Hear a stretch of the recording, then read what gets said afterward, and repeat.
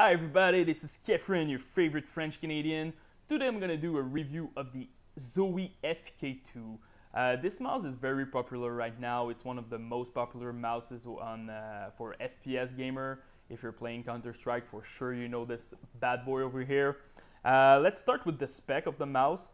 You don't need any driver with this mouse, so you just plug and play, and I will show you later in the video how you can switch the DPI. You have fourth type of DPI, 400, 800, 1600, and 3200. Also, you have the report rate, pretty standard, 125, 500, and 1000 Hertz. The connector for sure is USB. You have 6 button right and total 8. Why 8? Because you can use it at left-handed and you have the same side button on each side of the mouse, okay? So, yeah, the cable is 2 meters long. And it's a mouse that you can consider very small. For me, I have 18.5 centimeter and the length of my hand. And honestly, this mouse is a bit small for me. I prefer medium size mouses and I really don't like large mouses. And one last thing that I can add for this mouse is the weight. It's 84 grams. So that's pretty light. I really like a light mouse for a first-person shooter. So that's great for this mouse. So let's talk about the build quality of the mouse. First of all, the build quality is amazing. The plastic are great. The side grip are great too. The side button feels very great too on this mouse. I really like it. It's top of the market for sure. Also, the switch are pretty nice. They're clicking well and they feel like the same on right and left, okay? The only thing about those switches, they're using UNO switches and they are very hard to press. So when you're playing an FPS game, that's cool because you will not misclick. But honestly, when you just go on Windows and you just do other stuff, it can be a pain in the ass, honestly. And yeah, if you're playing a MOBA or RTS game, forget about this mouse. You will not like it and you will feel a little bit pain after a couple of hours of playing. So I'm not recommending this mouse for a MOBA player. The cable, for me, the cable is one of the best of the market for sure. It's very flexible. You don't need a bungee when you play with this mouse. You don't feel any drag when you move your mouse. So that's really a good thing. Honestly, all the other companies should look at this cable and do the same. The wheel, for me, a lot of people are saying the wheel is amazing. Yes, it's very good when you're playing an FPS game. It's very precise when you want to switch your weapon. But I really don't like it when I just scroll on Windows, on Facebook, stuff like that. So it's not well around. It's really made for gamer.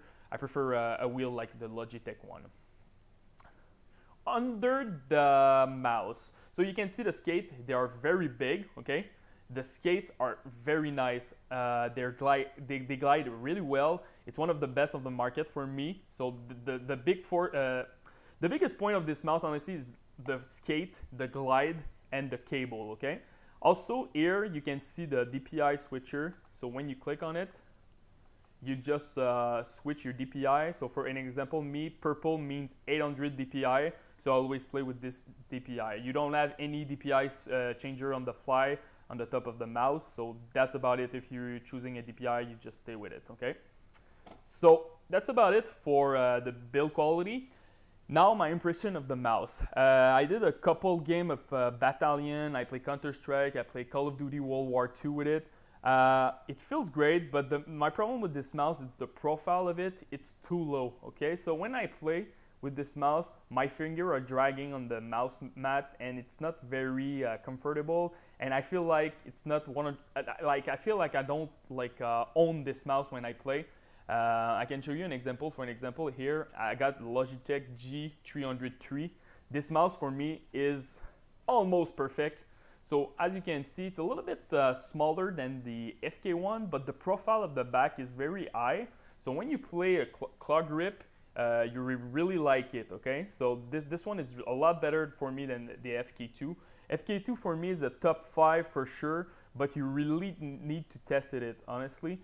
And yeah, if you have a small hand, you should definitely take a look. But if you have a big hand, go with something else, okay? Because this mouse is very low and it feels a little bit weird when you play with it.